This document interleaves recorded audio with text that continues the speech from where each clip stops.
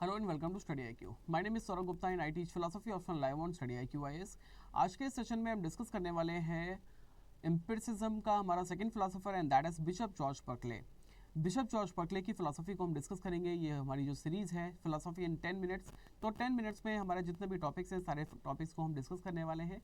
Philosophy से related कोई भी आपके डाउट्स है, कोई कंसर्न है, कोई क्वेरीज हैं, तो आप मुझे कॉन्टैक्ट कर सकते हैं मेरे टेलीग्राम आईडी पे and that is Gupta Saurabh BLY1। आप मुझे इंस्टाग्राम पे भी कॉन्टैक्ट कर सकते हैं। अगर आप यूज़ करते हैं, जो भी आप मीडियम यूज़ करते हैं वहाँ पे आप मुझे कनेक्ट कर सकते हैं। फिलोसफी ऑप्शनल का हमारा अगला बैच स्टार्ट हो चुका है, जिसकी लाइव क्लासेस स्टार्ट हो रही है 5 दिसंबर को, यानी कि परसों से हमारी लाइव क्लासेस स्टार्ट हो जाएंगी और अभी इसके एडमिशन स्टार्ट हो चुके हैं। इसके एडमिशन्स क्लोज हो जाएंगे 15 दिसंबर को। अभी इसका जो प्राइस है दैट इज़ 14,999।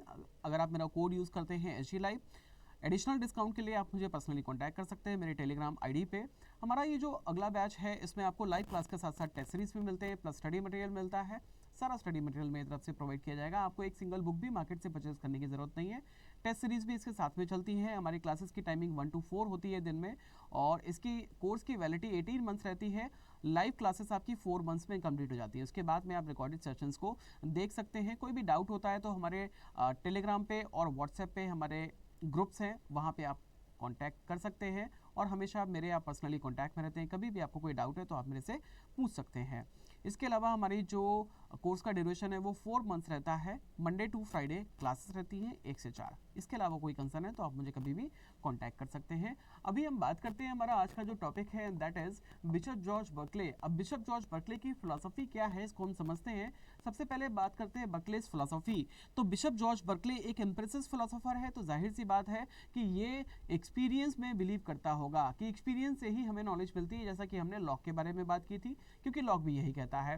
तो अगर हम बर्कले की बात करते हैं तो बर्कले अगर एक्सपीरियंस में विश्वास करता है तो बर्कले की फिलॉसफी को इमटेरियलिज्म या फिर सब्जेक्टिव आइडियलिज्म कैसे कहा जा सकता है, ये एक बड़ा इंटरेस्टिंग सा क्वेश्चन है।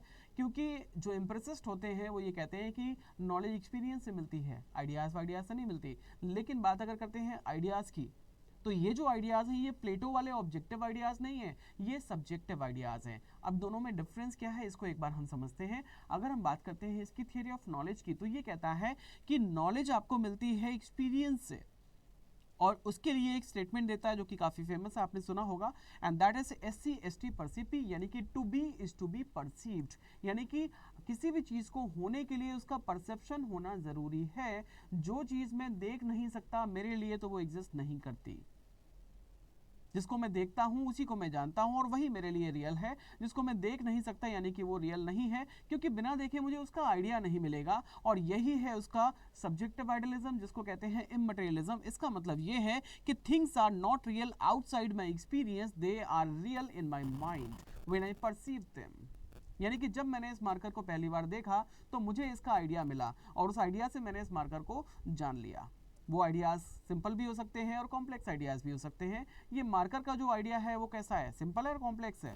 पिछली वाली क्लास में क्या पढ़ा था, तो अगर हम बात करते हैं पिछली वाली क्लास के अकॉर्डिंग जो हमने लॉग की आइडियाज़ में पढ़ा था, सिंपल और कॉम्प्लेक्स आइडिया, तो ये मार्कर एक कॉम्प्लेक्स आइडिया होगा, क्योंकि इसमें कई सारे सिंपल आइडियाज़ एक साथ में काम करते हैं। इसमें सॉलिडिटी भी है, इसमें हार्डनेस भी है, इसका कलर भी है, इसका डिज़ाइन भी है, इसका शेप भी है, इसका साइज़ भी है, इसमें वेट भी है। ये कई सारे सिंपल आइडियाज़ मिलकर ये कॉम्प्लेक्स आइडिया बना है जिसका नाम है मार्कर। तो इस तरीके से जो बिशप जॉर्ज बर्कले है वो ये कहता है कि चीज़ें अपने आप में रियल नहीं होती जब तक उनके आइडियाज़ हमारे माइंड में नहीं जाते। यानी कि जब मैं किसी चीज़ को देखता हूँ, जब मैं इस मार्कर को देखता हूँ, तो इसके कई सारे सिंपल और कॉम्प्लेक्स आइडियाज़ मेरे माइंड में चले जाते हैं। उन आइडियाज़ के थ्रू मैं इसको जान लेता हूँ। तो ऐसी कोई चीज़ को क्या मैं जान सकता हूँ, क्या मेरे लिए वो एग्जिस्ट करती होगी जिसका आइडिया मुझे मिला ही नहीं है?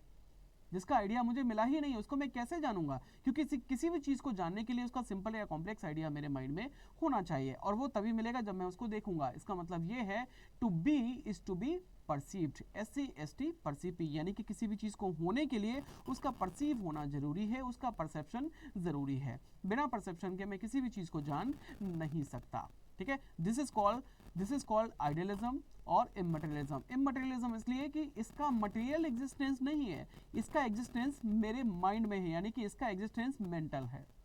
मेरे माइंड में इसके आइडियाज एग्जिस्ट करते हैं, इसलिए मेरे लिए ये रियल है, अपने आप में ये रियल नहीं है, इसका कोई मटेरियल एग्जिस्टेंस स्पेस और टाइम में नहीं है। ऐसा बोलता है बिशप जॉर्ज बर्कले। अब बात करते हैं हम सब्सटेंस की। सब्सटेंस क्या है इसके लिए? इसके लिए सब्सटेंस है वो नोअर और वो नोन, यानी कि जो स्पिरिट है, यानी कि मैं जो हूं, मैं कौन हूं? मैं नोअर हूं। तो मैं और मेरी नॉलेज ही रियल है, वही अल्टीमेट रियलिटी है। इसका सब्सटेंस थोड़ा अलग टाइप का है। अलग टाइप का मतलब ये है कि जैसे जनरली दूसरे फिलोसोफर्स ने सब्सटेंस के बारे में बात की है, अल्टीमेट रियलिटी के बारे में, उस तरीके से ये बात नहीं करता। ये कहता है कि सब्सटेंस जो है वो एक ऐसी एंटिटी है जिसकी वजह से रियलिटी पॉसिबल होती है।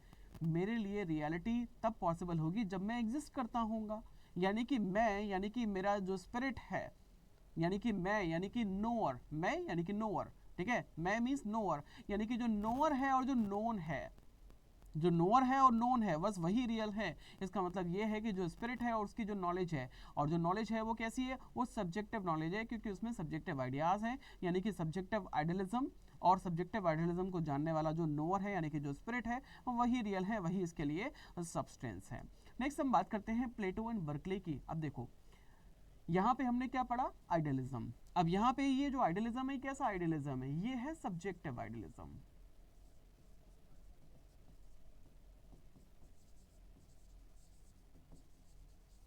इसका सब्जेक्टिव आइडियलिज्म है। सब्जेक्टिव आइडियलिज्म क्यों हुआ? क्योंकि इसके जो आइडियाज हैं वो सब्जेक्टिव है, उसमें सब्जेक्टिविटी काम करती है। मैं चीज़ों को जैसे परसीव करूंगा, चीज़ें मुझे वैसी दिखाई देंगी, क्योंकि उसमें कुछ सेकेंडरी क्वालिटीज़ भी होती हैं जो कि मेरे परसेप्शन पे डिपेंड करती हैं, जैसे कि स्मेल और कलर, है, ये कुछ सेकेंडरी क्वालिटीज़ हैं। और टेस्ट भी हो गया, तो टेस्ट हो गया, कलर हो गया और स्मेल हो गया, ये सारी सेकेंडरी क्वालिटीज़ हैं, ये मेरे परसेप्शन पे डिपेंड करती हैं। और यही रीज़न होता है कि सभी का टेस्ट अलग होता है। किसी को कुछ अच्छा लगता है देखने में, किसी को कुछ अच्छा लगता है, किसी को कोई कलर पसंद है, किसी को कोई कलर पसंद है। इसका मतलब क्या हुआ? वो सब्जेक्टिव रियलिटीज़ हैं, वो सब्जेक्टिव रियलिटीज़ हैं। इसका मतलब ये है कि इस तरीके के जो आइडियाज़ हैं जिनसे हमें उन चीज़ों की नॉलेज मिलती है, तो वो नॉलेज हमारी कैसी है? सब्जेक्टिव है, क्योंकि उसमें हमारी सब्जेक्टिविटी काम करती है। हमारी सब्जेक्टिविटी का मतलब होता है हमारे पर्सनल प्रेफरेंसेस, हमारी चॉइसेस।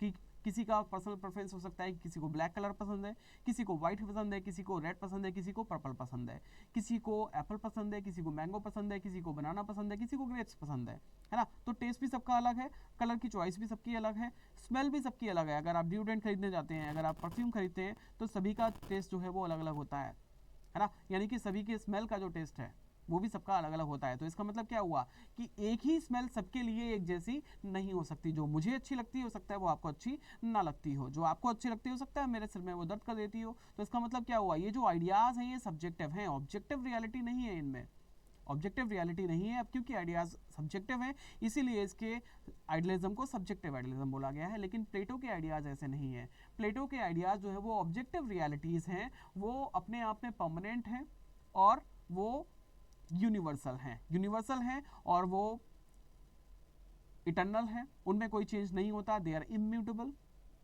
उनमें कोई चेंज नहीं होता। इस मार्कर का जो आइडिया है दैट इज मार्करनेस, उसमें कोई चेंज नहीं होगा। मार्कर चेंज हो जाएगा लेकिन मार्करनेस में कोई चेंज नहीं होगा। वो सभी के लिए एक जैसा है, इटर्नल है और यूनिवर्सल है, और इसके अलावा वो इम्यूटेबल, उसमें कोई चेंज नहीं होता। They are unchanging.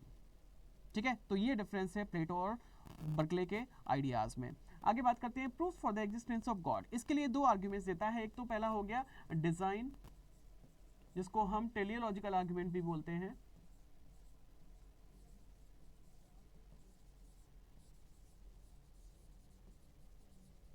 इसके अलावा डिवाइन परसीवर।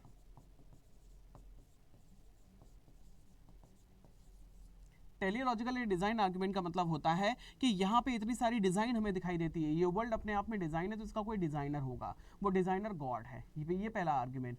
और दूसरा डिवाइन परसीवर, हम बहुत सारी चीज़ों को देख सकते हैं लेकिन हमारी देखने की एक लिमिट है। कुछ तो ऐसा होगा जो सब कुछ देख सकता है, वो कौन है? वो डिवाइन परसीवर है। तो वो कौन है? वो गॉड है। इस तरीके से दो आर्ग्यूमेंट्स देता है गॉड के एग्जिस्टेंस को प्रूव करने के लिए। कांट और ह्यूम इसको क्रिटिसाइज करते हैं। वो ये कहते हैं कि ऐसा नहीं होता, हम जितना देखते हैं हमें उतने के बारे में ही बात करनी चाहिए, हम जितना देखते हैं उतने के बारे में ही हमें बात करनी चाहिए। हर डिज़ाइन का डिज़ाइनर हो ये ज़रूरी नहीं है।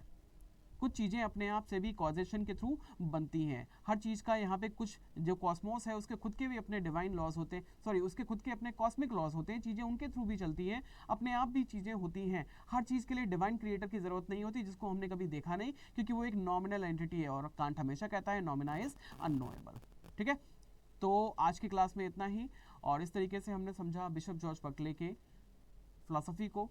तो अभी के लिए इतना ही, मिलते हैं अगले सेशन में जिसमें हम डिस्कस करने वाले हैं डेविड ह्यूम को, जो कि हमारा थर्ड एम्पिरिसिस्ट फिलोसोफर है। चलिए, तो फिर अभी के लिए इतना ही। Thank you so much for joining the class. Have a good day, good luck, stay tuned to study IQ and see you in the live batch.